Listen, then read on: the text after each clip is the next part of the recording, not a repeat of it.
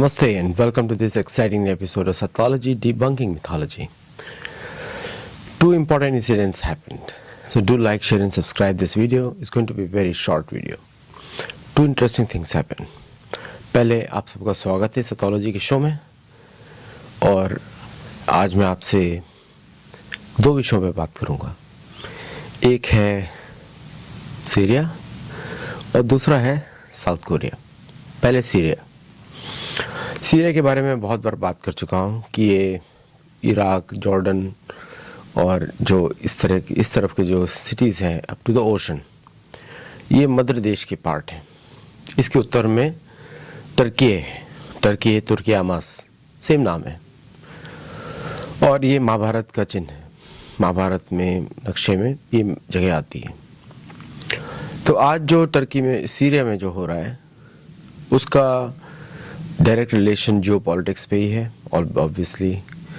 और एक इम्पॉर्टेंट चीज़ आती है यहाँ पर कि जो सीरिया का जो मिलिटेंट्स हैं, ये जिनको टेररिस्ट हैं, वो सब अमेरिका सपोर्ट कर रहा है.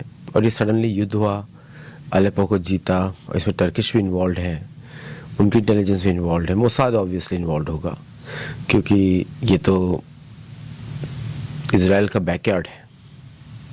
बैकयार्ड मतलब कि वो उसकी सिक्योरिटी, उसका कंट्रोल इज़राइल के लिए बहुत ज़रूरी है.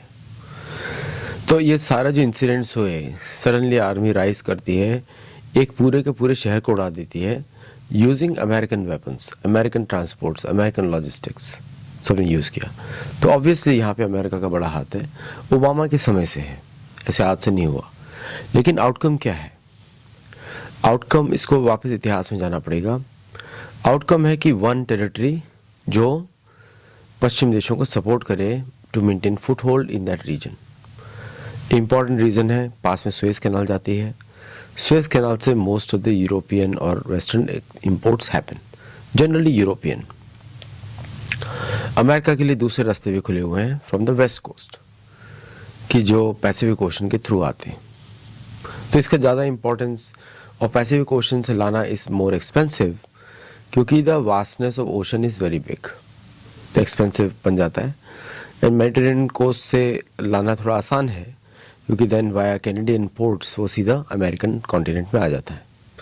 सो अगेन इसमें जो लड़ाई हो रही है वो हो रही है, रशिया का इसमें योगदान है क्योंकि वो सीरियन गवर्नमेंट, जो ऑफिशियल गवर्नमेंट है असाद की, उसको सपोर्ट कर रहा है और उसमें उसको वार्म वाटर पोर्ट चाहिए. ये भी, इसके बारे में भी हम लिख चुके हैं, बता चुके हैं कि वार्म वाटर पोर्ट चाहिए उसको जो उधर है.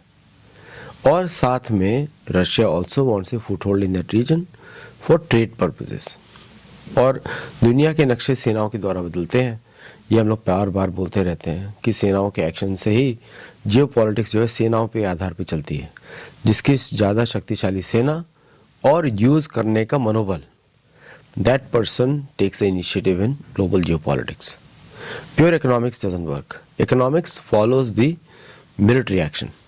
इसलिए ये सारे देश मिलिट्री एक्शन पे फोकस कर रहे हैं. भारत भी करेगा अगर भारत को जरूरत होगा तो भारत साउथ चाइना सी, मलय सागर को सिक्योर करने में लगा हुआ है. और Bharat also will secure gulf of Aden, also भी सुएज कैनाल भी, क्योंकि भारत का ट्रेड उस पर डिपेंडेंट करता है, which is the responsibility of Indian navy. तो इसको आप तीन देशों की लड़ाई देखिए. इजराइल को फुटहोल्ड चाहिए against the Syrian militant, against the Iranian regime in Syria.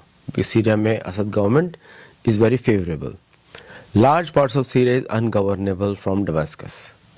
Damascus का पुराना नाम दमिश्क है और दमिश्क से ज़्यादा पुराना नाम मध्य देश है, वही सिटी है वो. और काफ़ी पुरानी सभ्यता है वो. और जब मुसलमानों का जब आक्रमण था, अरबी मुसलमान आए थे, मोहम्मद बिन कासम जो कि सिर्फ 19-20 साल का लड़का था, उस समय भी हम लोगों ने देखा कि बहुत सारी हिंदू स्त्रियों को किडनैप करके आज का जो पाकिस्तान है वहाँ से लेकर वहाँ ले जाया गया था. तो उसमें आपको बहुत सारे सिम्बल्स मिलेंगे सीरिया में जो काफ़ी हिंदुओं के जैसे दिखते हैं. वहाँ के कस्टम ट्रेडिशंस भी काफ़ी हिंदुओं के जैसे दिखेंगे आपको. तो सीरिया में जो मेन युद्ध है वो हो रहा है वहाँ के रिसोर्सेज के लिए, वहाँ के पोर्ट्स के लिए. और उसमें दो पार्टीज़ हैं प्रोएक्टिव, डायरेक्टली इनडायरेक्टली. एक अमेरिका है, एक रशिया है. Syria is the play ground, just like Ukraine is a play ground for American strategic interest, और Russia is defending their own sovereignty in Ukraine. तो ये दोनों जगह आप देखें, आप ये मत देखिए किसने काइनेटिक अटैक किया, आप ये देखिए किसके इंटरेस्ट पे किसने पहले स्ट्रेटेजिक चाल चली. Military option is the last option when all other options are exhausted generally. लेकिन यहाँ पे क्या हुआ, इतने सालों की तैयारी चल रही थी, suddenly with the help of Turkey and Israel these militants used American resources. तो American troops on the ground होंगे ही होंगे जो सीक्रेट ग्रुप्स हैं. And that is the action happening in Syria.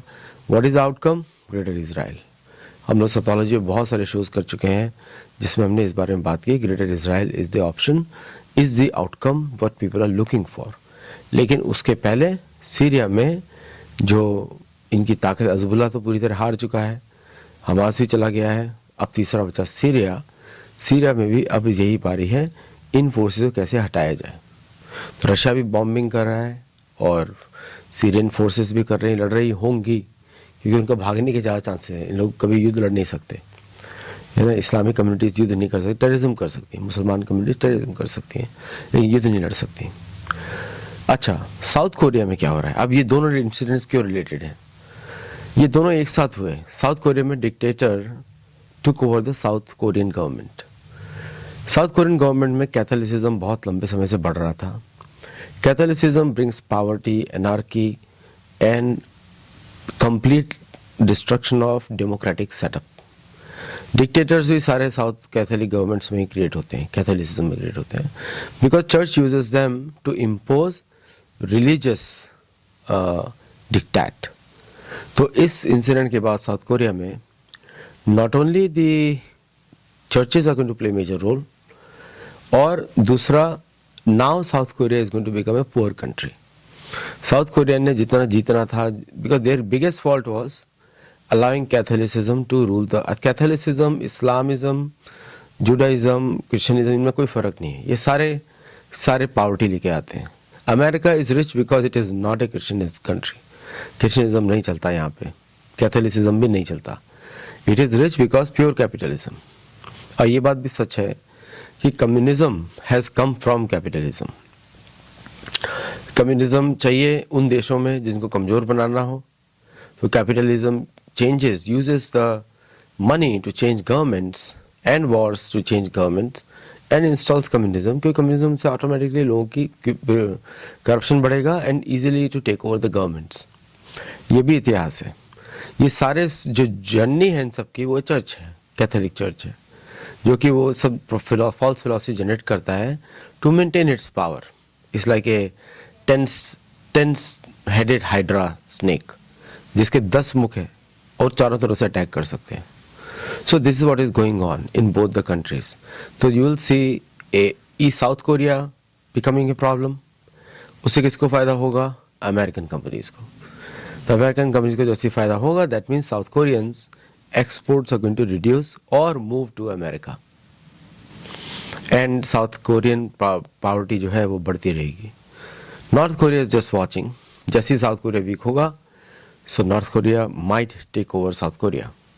तो हम लोग ये देख रहे हैं, और कनाडा का आप देख ही रहे हैं कि today the demand was raised in social media to make Canada the 51st state of USA. Trudeau का मीटिंग हुआ ट्रम्प के साथ, और ये तो बस जो nation state boundaries are falling apart दिख रहा है आपको. अभी धीरे धीरे यही हालत होने वाला है पाकिस्तान के साथ. अफगानिस्तान में थोड़े समय रहेगा, उसके बाद हो जाएगा. Bangladesh will also go to in that direction where they'll form unity with India in future. वो भी उधर चल रहा है. मैं India, what India will decide I don't know, लेकिन ज़मीन तो हमारी है, ज़मीन तो हिंदुओं की है. पाकिस्तान की ज़मीन भी हिंदुओं की है, अफगानिस्तान की ज़मीन भी हिंदुओं की है. Most of the parts of Iran की ज़मीन भी हिंदुओं की है. ज़ोरास्ट्रियन मतलब सनातन धर्मी या हिंदू. तो ये चेंजेस, मेजर चेंजेस हैं जो आज के दिन हुए हैं. Major changes in today's geopolitics. और ये इससे आपको क्या फ़र्क पड़ता है, क्या है, कैसे आपको क्या फ़र्क पड़ता है? हम लोग को ज़्यादा फ़र्क तो इस समय नहीं पड़ेगा, बट 2-3 ईयर्स में विल सी द इम्पैक्ट. क्योंकि हमारे जो कॉस्ट ऑफ गुड्स हैं, अमेरिकन इकॉनमी कंसोलिडेट करेगी, मैन्युफैक्चरिंग को यूएस में वापस लेकर आएगी या ला सकती है या नहीं ला सकती, वो तो डिस्कशन की बात नहीं है. इंटेंशंस तो राइट नाउ यही दिखते हैं. लेकिन many of these alternative manufacturing places which are set up to reduce the pollution in the US are going to close down. Mexico, Canada, South Korea, these are all three connected to the US economy. ये तीनों के biggest import markets are export markets उनके US है और America in तीनों से import करता है. American technology, American goods and then imported back, and that's how American companies make large profits. I'm talking about the publicly traded companies. China का एक news आया है, चाइना ने important elements पे बैन लगाया है to export to US. I don't think it's going to be long term impact on US, लेकिन short term impact, long term impact बड़े भयंकर होने वाले हैं. The American chip industry, semiconductor industry will face a drawback in 5 years. और उसी समय भारत का भी ऊपर राइज होने वाला है. So expect some more heat on India in 4 or 5 years on the chip side, semiconductor side. I'm sure India will negotiate and take a way out. लेकिन this is the outcome which I see as of now. चलिए फिर अगले update तक फिर मिलेंगे. Thank you. तीनों incidents बहुत important हैं. South Korea, Syria and China, तीनों के इश्यूज बहुत इंपॉर्टेंट है and they are all impacting geopolitics in the long run. नमस्ते एंड थैंक यू.